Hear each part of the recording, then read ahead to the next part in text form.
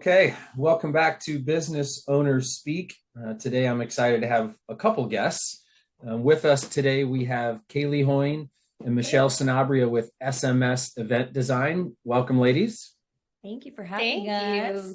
Thank you. Hello. So if we could, and we'll start with Caleigh. Caleigh, tell us a little bit about yourself and how you got started in with SMS.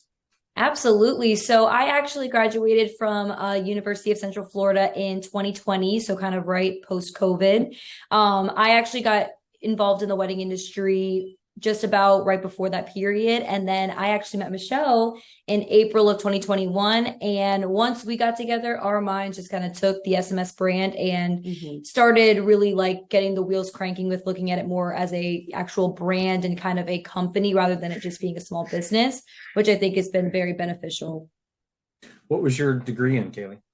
Event management. Event management. Perfect. Yes. It looks like you found yourself a great little first job. Good for you. I did. That's hard to do. You can never leave. No, I'm just kidding. And Michelle, tell us a little bit about yourself and how this all started.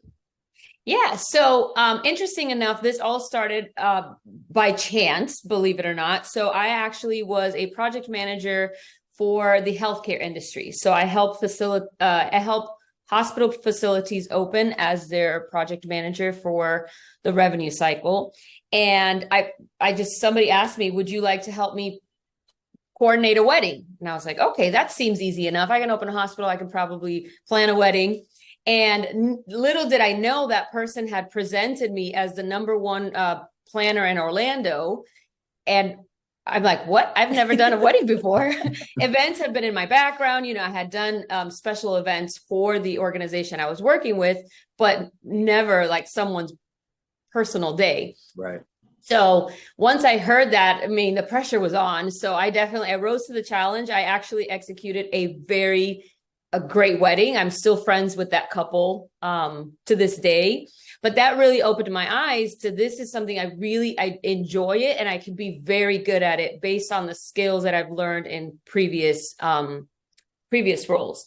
So once that light bulb went on, we went from never doing a wedding and supposedly the best wedding planner in Orlando to doing 60 weddings our first year. And now averaging about 200 weddings a year within a span of, a few years. We've only been open since 2018. So that first wedding was 2018. Wow. And it kind of skyrocketed from there. All right, Michelle. So how did you decide to take a full-time job and take the plunge into business ownership and kind of transition into that role? It was definitely not an easy decision, and it took me quite a couple years. So I managed to balance the two for about 3 years. I was with that previous organization for 13 years. So it was near and dear to my heart. And that's as a business owner, if you're just starting out, I think a lot of people can relate. That is the hardest thing, that stability of knowing that, you know, you've got, this is like a passion, but how do you turn that into a career? So it took me a while, but I have officially transitioned into just working on the business full time.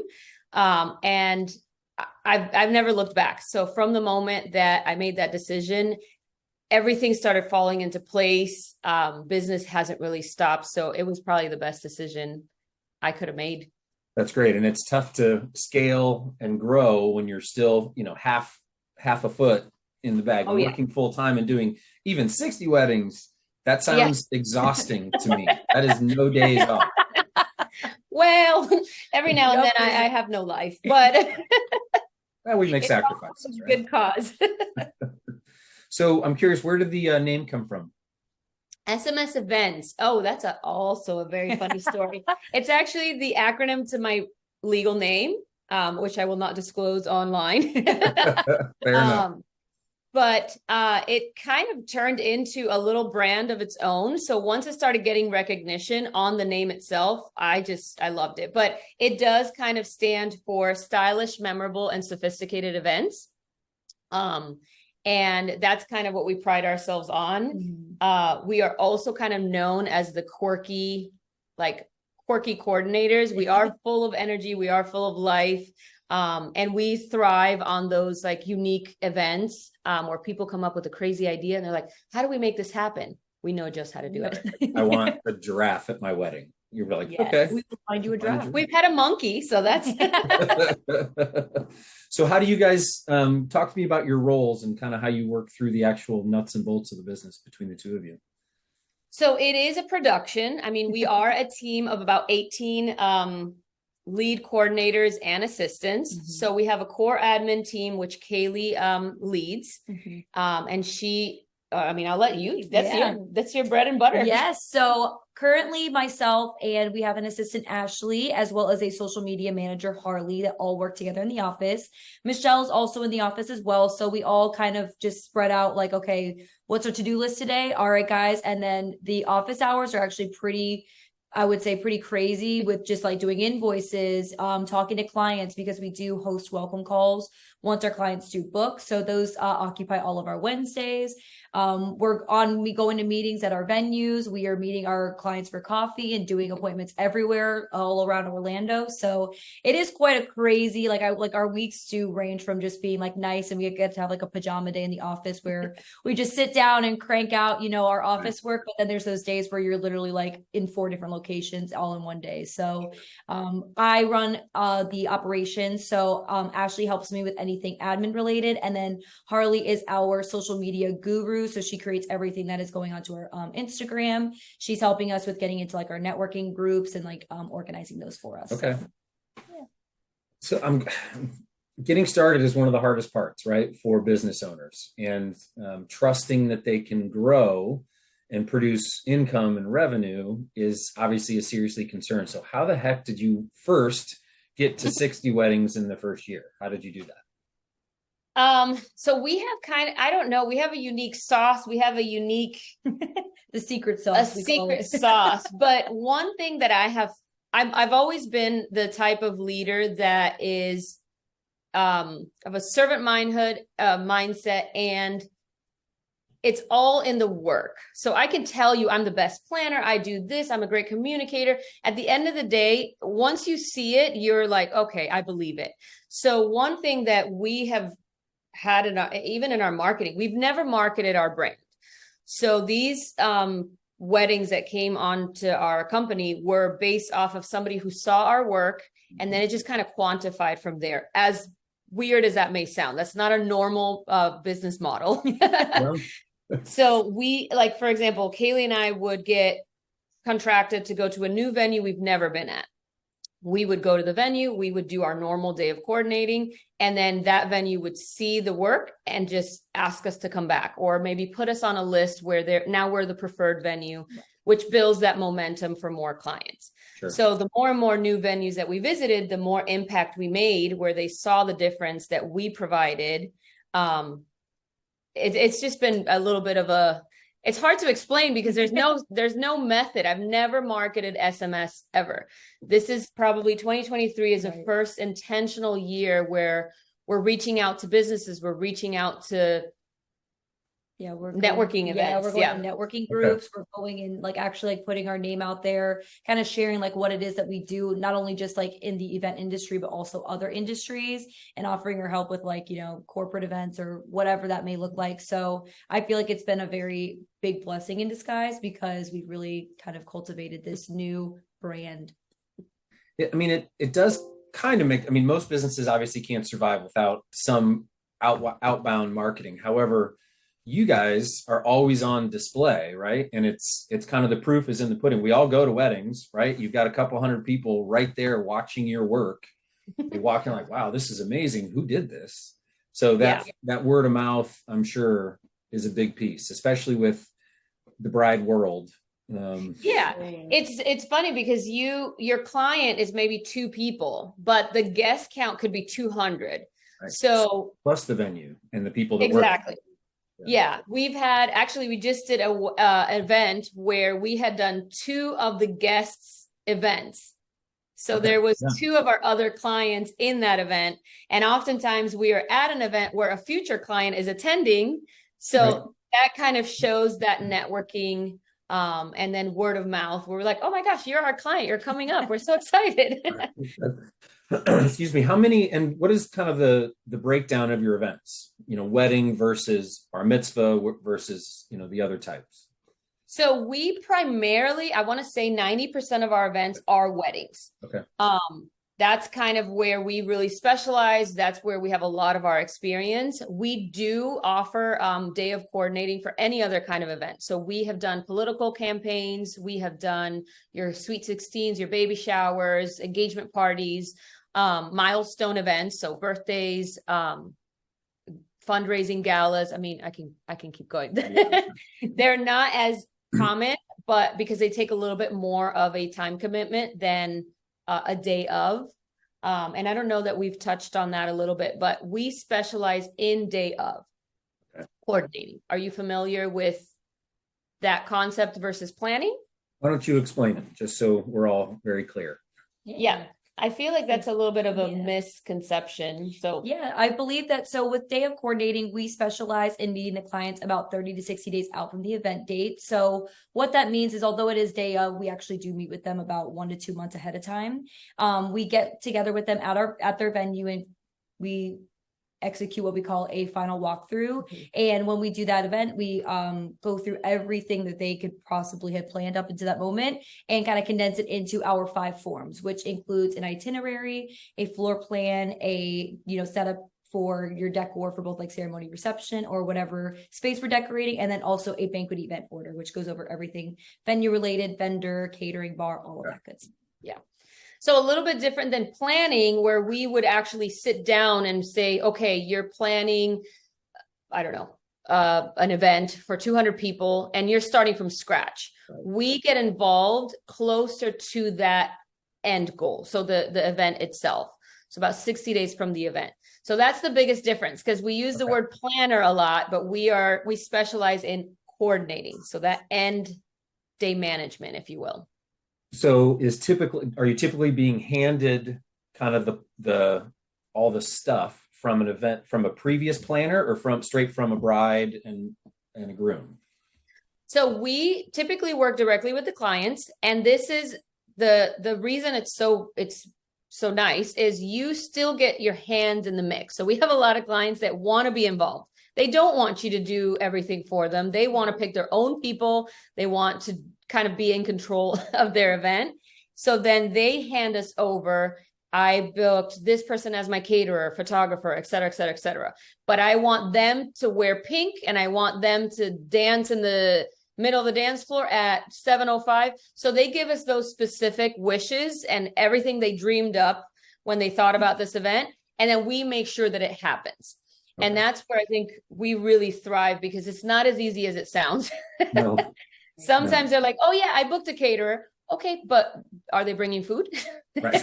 Like, oh, we didn't actually talk about that. Do they have sternos? Exactly.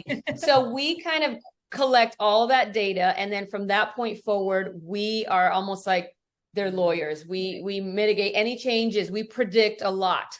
So we already know, okay, that caterer we've worked with, we know exactly what they provide, what they don't, their limitations. And then we are the event managers on the day of. Okay, so you guys aren't starting at the beginning and hiring the vendors. You're not hiring the florist, the DJ. Okay, that makes sense. I like that. Yeah. A little later in the game. Absolutely. And it's great because it gives us kind of like Michelle was harping on, that the client gets a lot of control of it. And then on the day of, like, you can plan everything, and then you don't want to have to be like the bride who's like, oh my God, is like the decor set up, or like, is that vendor here, or like the mom of the bride, or the maid of honor. Those are the common people that kind of get, pulled into that role. So we're kind of there to be like, no, like we got everything set up. All of the vendors are here. Everyone's been connected with. And then we kind of just manage the day on the actual day of the event to make sure everyone's running in sync with each other, because I mean, you have vendors, you have guests, you have the client, and you have the venue too. So there's a lot of like players in there and a lot of room for like things to happen. So I think that we have like really mastered the art of like communicating to all those different groups of people, being sure that everyone's running in sync with each other, and then also just making sure everyone is executing at a very high level for the client. So sure. You brought up something there, Caleigh, that I can't avoid, and that is things go wrong, right? Especially when you're, if you come in when you come in, and you can control as much as you can control, right? But day of, things go wrong. What is your kind of strategy on either, crisis management or service recovery? Because especially for weddings, it's the most important day of their lives, and that's a lot of pressure. So how do you deal with when things don't quite go like they're supposed to? So I want to say that never happens to us. No. I think this is one of the things I am so proud of that we have fostered in our company. So we predict change. I know that sounds crazy, but I have instilled in everybody those project management skills that I learned that helped me be successful. Mm-hmm. And we are able to identify like obstacles, like, hey, this is it's happening. Like, how do we prevent it? How do we solve it before it even happens? And it's funny, we have an internal office joke that we are pickle makers. You know how you're like, I'm in a pickle. We are the people that put people in pickles. Right. So if somebody says, oh, Susie is going to be providing X, Y, and Z. Well, we don't take that and just say, okay, great, Susie's doing it. Let's call Susie. Hey, Susie, did you know that you're providing this? Okay, good, confirmed. Do you know what time you're right? Like, we go through all the checks and balances to ensure as little problems as we can have on the day of. Mm-hmm. We try to take care of that before. Sure. And I think that's a lot harder. It sounds a lot easier sounds kind of like commonsensical, but we've seen it time and time again where it doesn't happen as frequently as it should. Right. So we're able to kind of catch that stuff. Sure. It even becomes a big issue. Mm-hmm. Yeah. So I think of the organization, I see BEOs everywhere lined up. How do you, you speak the language. We love it. Well, I have a background in some of that, so we can discuss that later. This is about you guys. What tools and resources do you use to stay organized and kind of sequence everything properly with so many people inside the organization and outside? I think this is something we honestly have kind of like found like just like a mastery of, but in such like our own way. Like this sounds so bizarre, but like we still write down our to-do lists, and we use our little, dollar store, just like notepads that we love. And we, just like we make a list, and all of our clients do get a clipboard or a folder that they're assigned to. So if you in our office right now, there is, I swear, like 100 we tried to hide them so that you wouldn't see them, but there's 100 clipboards, there's 100 folders over there. And then we have 100, past files of people that we've done weddings for. So I feel like our organization skills are actually pretty on par. Yeah. We have adopted a software that helps us communicate live with our clients, which is awesome. So as soon as we make changes, they're able to also see and provide feedback. So that's been a game changer. If we go back 2018, I used to use Excel, which... Really? I look back now and I'm like, how did I do that? That was so much work. So yes, we have adopted softwares that help us kind of keep everything in one. 200 weddings is a lot. I can't, right. It's a lot of weddings to try to keep track of. So I hope that answers a little bit. It does. And the amount of business owners that are still basing their entire business on Excel is a little frightening, but it does exist. Yes. So, Michelle, as a business owner and being somewhat of a new one over the past couple of years, what's something that has either surprised you or caught you off guard in terms of owning a business? This is a good question. That is a good question. You surprised me and caught me off guard. I mean, I wouldn't say surprise. It still surprises me. It's just the ebbs and flows of business. So it's not as easy as just slapping a logo on something. There's so much intention that goes into you have a small business and then you have a company. There's a difference between them. So it's kind of like trying to always strive to be like bigger than just a small business. Yeah. So it's like, the thing that surprises me is like, you have to constantly keep leveling up. So I think that's something that's been probably the hardest, because like you get comfortable or you get so bogged down with the actual day-to-day tasks that you forget I have to continue to grow this business. Very especially true. In our industry, we are physical year. So if we don't book weddings for 2025, come 2025, we're so busy working those. Yeah.